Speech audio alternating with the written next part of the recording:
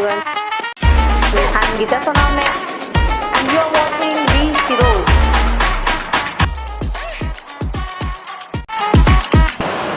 Hello everyone. I am Geeta Sonavne and you are watching V Shiroz. V Shiroz के आज के episode में हमारे साथ जो शिरोज है, she is a vastu expert. तो आज हमको सारी वास्तु टिप्स मिलने वाली है, वास्तु के बारे में बहुत सारी जानकारी मिलने वाली है। तो स्टे ट्यून विद अस।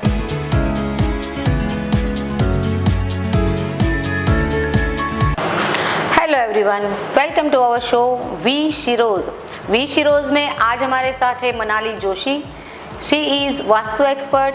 तो आज हमारे साथ जो मनाली जोशी है, welcome to our show Manali. Thank you so much. सबसे पहले तो मुझे आपके शो में बुलाने के लिए। मेरा नाम है Manali Joshi and I am a vastu expert. Okay, हमारी ऑडियंस को बताइए what is vastu exactly. Yes, vastu होता क्या है? हाँ बिल्कुल, ये काफ़ी अच्छा क्वेश्चन है। काफ़ी लोगों को पता नहीं होता है कि वास्तु क्या है। तो वास्तु मतलब वसति इति वास्तु, यानी कि जहाँ हम रह सके, वसवाट कर सके, उसी को वास्तु कहते हैं। ओके। अथर्ववेद के तीसरे कांड में 12वें श्लोक में वास्तु की जानकारी दी गई है, जिसमें गृह निर्माण के संबंधित उस श्लोक में सारी जानकारी आप पढ़ सकते हैं। ओह जी हाँ। अब वास्तु पुरुष के बारे में आप सब लोग जानते ही होंगे। तो वास्तु पुरुष की जो उत्पत्ति है वो भी बहुत रोमांचक रहस्यमयी कथा है। आपको सुनने में मजा आएगा। मजा आएगा, ऑडियंस को भी मजा आएगा। आज पूरा वास्तु का डिटेल आपको मिलने वाला है, तो stay tune with us. Right. तो वास्तु पुरुष की उत्पत्ति कैसे हुई? तो शिवजी जब अंधकासुर के साथ युद्ध कर रहे थे, तो उनका जो स्वेद बिंदु था यानी पसीना, वो उसका एक बिंदु जमीन पे गिरा और उसमें से एक विराट पुरुष की उत्पत्ति हुई। वही था वास्तु पुरुष। अब वास्तु पुरुष का बेसिक नेचर था सब कुछ खा जाना। तो वास्तु पुरुष ने शिवजी का साथ दिया, अंधकासुर का वध हो गया। उसके बाद वहाँ पे जो भी हड्डियाँ मांस सब कुछ पड़ा था, वो सब कुछ वो निगल गया, सब कुछ खा गया, यानी कि वैनिश हो गया। अब उसके बाद उसने क्या किया, खेत खलिहान खाने शुरू कर दिए। उसके बाद ग्रह की बारी आई, तो सारे देवता चिंतातुर हो गए कि अब क्या करें, अब तो हमारी भी बारी आ जाएगी। सब ब्रह्मा जी के पास गए, क्योंकि सर्जनहार ब्रह्मा जी है। ब्रह्मा जी ने बोला ये मेरा ही मानस पुत्र है। तो देवता ने बोला अब क्या? तो उन्होंने उपाय दिया कि वास्तु पुरुष को उल्टा करके जमीन में गाड़ दो, वो कुछ खा नहीं पाएगा। तो देवताओं ने ये उपाय कर दिया और चिंतातुर जो उनकी जो चिंता थी वो सॉल्व हो गई, प्रॉब्लम था सॉल्व हो गया। अब वास्तु पुरुष ने ब्रह्मा जी की स्तुति की कि मेरा क्या दोष है, मैंने तो शिव जी का साथ दिया, देवों का साथ दिया अंधकासुर का वध करने में, तो मेरे साथ ही अन्यायी कौन क्यों ब्रह्मा जी? तो ब्रह्मा जी ने बोला बात तो सही है।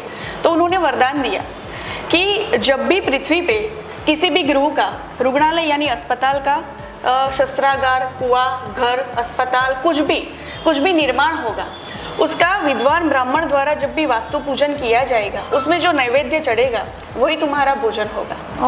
उसे ग्रहण करके अपनी भूख मिटा सकते हो। तो आ गए।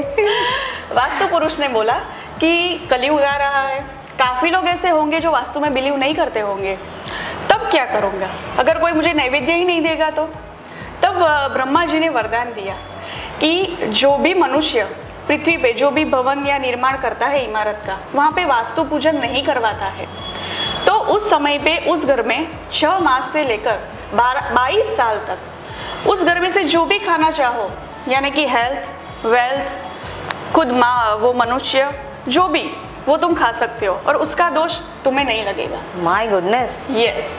तो ये जो हम कहते हैं वास्तु दोष, तो यही यानी वास्तु पूजन का क्या महत्व है, तो ये जानने के लिए बहुत जरूरी है कि वास्तु पुरुष की उत्पत्ति क्या थी और उसकी कथा क्या थी। मनाली, जैसे आप इतने सालों से वास्तु का कर रहे हो, तो आपका जर्नी वास्तु में स्टार्ट कैसे हुआ? जी, बेसिकली आई बिलोंग्स फ्रॉम ब्राह्मण फैमिली। ओके। तो बाय बॉर्न जीन्स में ही शायद ये होता ही है। और बचपन से मैं नाना के वहाँ जाती थी, तो मेरे नाना he was an astrologer and palmist. तो सब लोग आते थे कुंडली दिखाने, वो सारे प्रॉब्लम्स के सॉल्यूशन देते थे, तो ये सब कुछ देखती थी, मुझे इंटरेस्टिंग लगता था। फिर शादी हुई। शादी के बाद यहाँ पे फादर इन लॉ वो भी एस्ट्रोलॉजर थे, and my husband is also an astrologer. तो वहीं से कुछ ना कुछ वहाँ यहाँ पे भी लोग आते हैं, सारे प्रॉब्लम्स के सॉल्यूशंस लेके जाते हैं। तो मैंने देखा कि कुछ जो लेडीज़ होती है वो इतनी ओपन अप नहीं हो पाती है मेरे फादर इन लोग के साथ या हस्बैंड के साथ जो प्रॉब्लम्स है वो खुल के नहीं कह पाती। तो वहीं पे मुझे स्ट्राइक हुआ कि क्यों ना मैं भी कुछ ऐसा करूं, क्योंकि एज अ लेडीज एक लेडीज हमारे सामने अपनी प्रॉब्लम अच्छे से रख सकती है। एब्सोल्युटली। तो मैंने सोचा कि जो नॉलेज है मेरे पास, और इन लोगों ने, मेरे हस्बैंड ने और मेरे ससुर जी ने भी मुझे काफ़ी मोटिवेट किया कि नहीं, बात अच्छी है, आप कर सकते हो। फिर मैंने इसके रिगार्डिंग जो है प्रोफेशनल कोर्सेज भी किए and then I have started my journey to Vastushastra. Super. तो आप ये बताइए कि वास्तु तो आपने बता दिया वास्तु क्या है, तो वास्तु दोष भी आपने बोला कि वास्तु दोष, अभी आप इतने सारे रेमेडीज़ आपने बताई है लोगों को, बहुत सारे घरों का आपने किया है, वास्तु का प्रॉब्लम सॉर्ट आउट किया है, बहुत सारे ऑफिसेस का काम किया है। तो आप बताइए कि वास्तु में एग्जैक्टली आप कैसे मतलब आप एंटर होते ही आपको कैसे पता चलता है कि इस वास्तु में दोष है? बिल्कुल समझिए, वास्तु दोष क्या है। तो जैसे पंच तत्व से पूरी पृथ्वी बनी है, पंच तत्व से हमारी बॉडी भी बनी है, तो उसी हिसाब से हमारा घर भी पंच तत्व से बना है। ये सारे पंच तत्व में से कोई भी एक तत्व अगर इम्बैलेंस होता है तो डेफिनेटली घर में वो दिखता है। किसी का हेल्थ इश्यूज आ रहा है, फाइनेंशियल इश्यूज आ रहे हैं, कुछ ना कुछ बैक टू बैक प्रॉब्लम्स आ रहे हैं, डाउनफॉल्स आ रहे हैं, तो वही शो करता है कि हमारे घर में कुछ ना कुछ प्रॉब्लम है। जैसे कि हमारी बॉडी में कुछ ना कुछ प्रॉब्लम आ जाते हैं, कोई भी एक तत्व इम्बैलेंस होता है तो बॉडी रिएक्ट करती है, वैसे ही चलो डॉक्टर के पास जाओ। अच्छा, तो सेम यही लॉजिक घर में काम करता है। तो ये है वास्तु दोष। मनाली, जैसे आपने बताया कि आग्नेय दिशा में किचन होना चाहिए, राइट? तो वैसे पूर्व, पश्चिम, उत्तर, दक्षिण, इस दिशाओं में ऐसा क्या होना चाहिए जो मतलब वास्तु के हिसाब से बेनिफिशियल हो? जी बिल्कुल। जैसे पूर्व में अगर मंदिर रखते हैं, पूजा घर, तो बहुत अच्छा है। ओके। अगर हम पश्चिम में बच्चों का स्टडी रखते हैं, वो पूर्व दिशा की ओर बैठ के पढ़ाई करते हैं, तो वो बहुत अच्छा है। ओके। अब ऐसे वायव्य कोण ले ले तो वहाँ पे हम वॉशिंग मशीन रखें तो अच्छा है, क्योंकि पहले के ज़माने में राजभवन में कोप भवन हुआ करते थे जिसे रुदन कक्ष कहते थे। तो यानी वहाँ पे ऐसे ही घूमते फिरते रोना अलाउड नहीं था। 3-4 रानियाँ होती थी और सब कुछ, तो उनको स्पेशली एक कोप भवन दिया जाता था कि वहीं जाके रोना धोना करो आपका। तो अगर वो दिशा, हाँ बिल्कुल, वायव्य में कोप भवन हुआ करता था, जिसे हम अगर अपनी लैंग्वेज में समझने की कोशिश करें तो रुदन कक्ष, रुदन यानी कुछ भी, रुदन यानी मसलना, कुछ भी चर्न करना। ओके। तो अगर हम घंटी वहाँ पे रखेंगे, मिक्सचर वहाँ पे रखते हैं, ये वॉशिंग मशीन भी वही काम करता है, चर्निंग करता है। ओके। सब कुछ फ्लश आउट कर देता है मैल। तो उस हिसाब से वायव्य में हम वॉशिंग मशीन रखते हैं तो अच्छा है। उत्तर में हम लोग अपनी जो तिजोरी है, जहाँ पे हम पैसे रखते हैं, वो रखे तो बहुत अच्छा है। तो सारी दिशाओं का अपना महत्व है, अगर वो सही चीज़ वहाँ पे रखते हैं तो बहुत अच्छा है। ओके। मनाली, आप हमें कुछ दक्षिण दिशा के बारे में बताइए कि दक्षिण दिशा में बहुत से लोग डरते हैं कि दरवाज़ा होना नहीं चाहिए, या दक्षिण दिशा की अवॉइड करना है प्रॉपर्टी लेना, तो उसके बारे में कुछ ऑडियंस को हमारे बताना चाहेंगे आप? जी, जैसे हर सिक्के की 2 बाजू होती है। दक्षिण दिशा की जो नेगेटिव इफेक्ट है, सब लोग बोलते हैं कि दरवाज़ा नहीं होना चाहिए, उतना ही वहाँ से प्रॉस्पेरिटी भी आती है, सुख संपदा भी वहीं से आती है।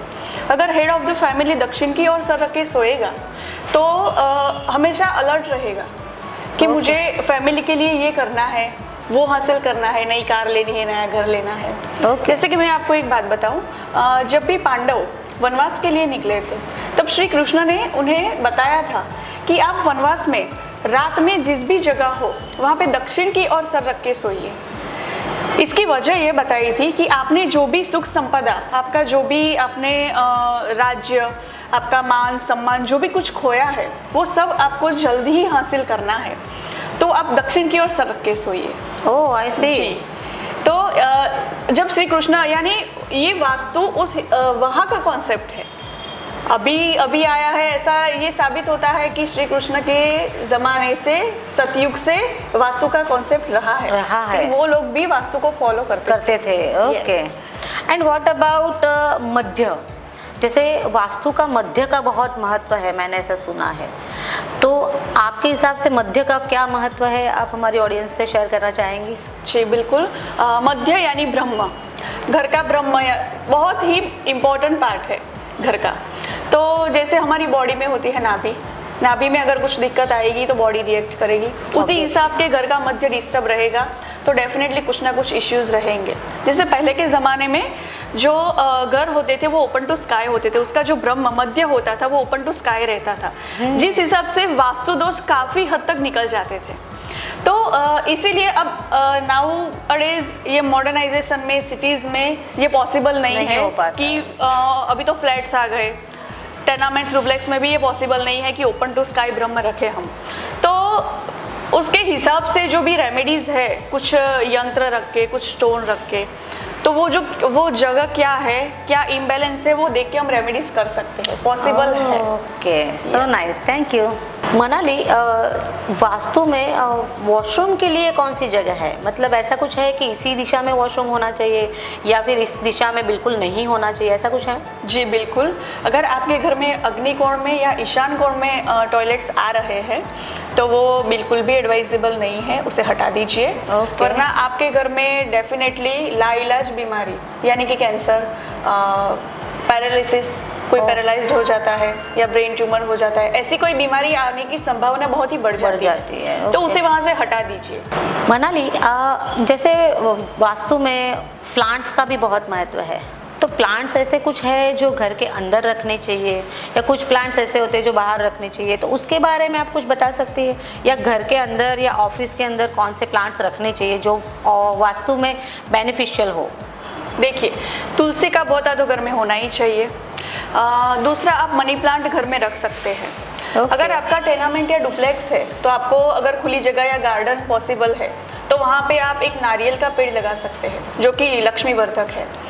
एक और है श्रीपर्णी का पेड़ भी बहुत ही शुभ माना गया है, और बेलपत्र का पेड़ भी आप लगा सकते हैं घर के अंदर। हाँ, नहीं मतलब गार्डन में। हाँ, आप गार्डन में लगा सकते हैं। जी बिल्कुल।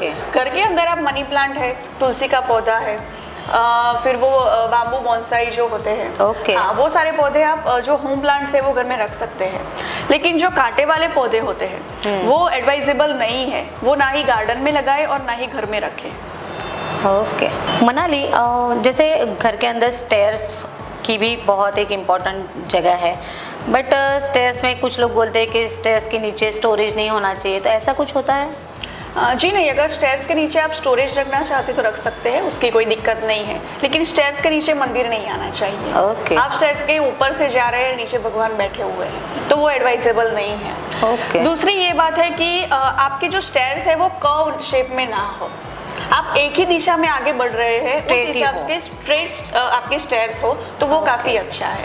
ओके मनाली, सीरियस नोट पे आपके साथ बहुत मज़ा आ रहा है, बहुत सारा नॉलेज मैंने गेन किया आज, बट आप हमारी ऑडियंस को कुछ ऐसी रेमेडी बता सकते हो या ऐसा कोई वास्तु का उपाय बता सकते हो कि 1 या 2 उपाय करने से वास्तु ठीक हो जाए, ऐसा कुछ है?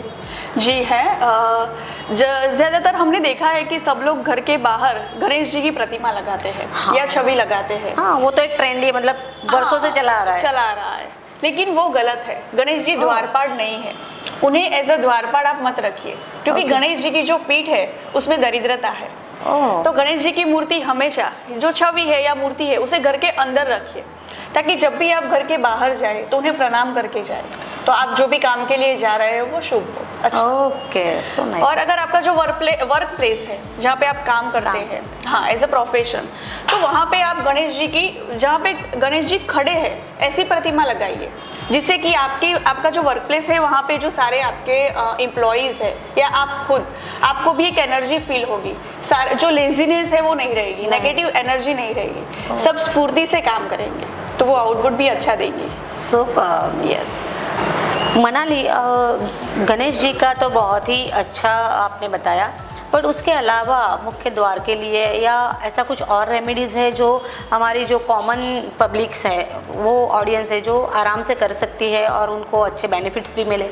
जी बिल्कुल। अब मैंने बताया कि गणेश जी की प्रतिमा को अंदर लगाइए, तो बोलेंगे कि बाहर क्या लगा सकते हैं? हाँ। तो बाहर आप पंचमुखी हनुमान जी की मूर्ति या प्रतिमा लगा सकते हैं। दूसरा ये है कि अब आसोपालव के जो पान है, आसोपालव के जो पेड़ है, वो नॉर्मली सभी जगह अवेलेबल होते हैं, तो उसके 13 पान लेकर उसका जो सिंपल सा तोरण बना के आप घर पे लगा दीजिए, उससे भी काफ़ी सारी पॉजिटिविटी आपके घर में आएगी। ओह, ये तो बहुत ही इजीली कोई भी कर सकता है। हाँ, तो ये डेली करना है मतलब? जी, हर रोज करना है। ये कोई भी कर सकता है, छोटा बच्चा भी वो तोरण बना सकता है। वो 13 पान तोड़ उससे के पॉजिटिविटी आती है। हाँ बिल्कुल, ये बहुत ही शुभ माना जाता है। अगर आसोपालव नहीं है और आम का पेड़ है तो आम के पत्ते भी आप ले सकते हैं, लेकिन आपको वो भी 13 ही पत्ते लेने हैं। वो भी 13 ही लेने हैं। ओके। मनाली, आप इतने सालों से वास्तु का कर रहे हो, तो कुछ लोग वास्तु में बिलीव करते हैं, कुछ नहीं करते हैं, तो ऐसे कोई काउंटर क्वेश्चंस आए, मतलब आप हमारी ऑडियंस के साथ आपका एक्सपीरियंस कुछ ऐसा शेयर करना चाहेंगे? जी बिल्कुल, इसका जवाब है एक श्लोक, नदीनां संगमे तीर्थे दुर्गे सिद्धाश्रमे गिरो दिशा दोषम न विद्यते। इसका मतलब यह है कि जहाँ पे नदी हो, नदियों का संगम हो, कोई तीर्थ हो, कोई किला हो, कोई सिद्ध पुरुष का, सिद्ध संत का आश्रम हो और पर्वत हो, वहाँ पे कभी भी वास्तु दोष नहीं लगता है।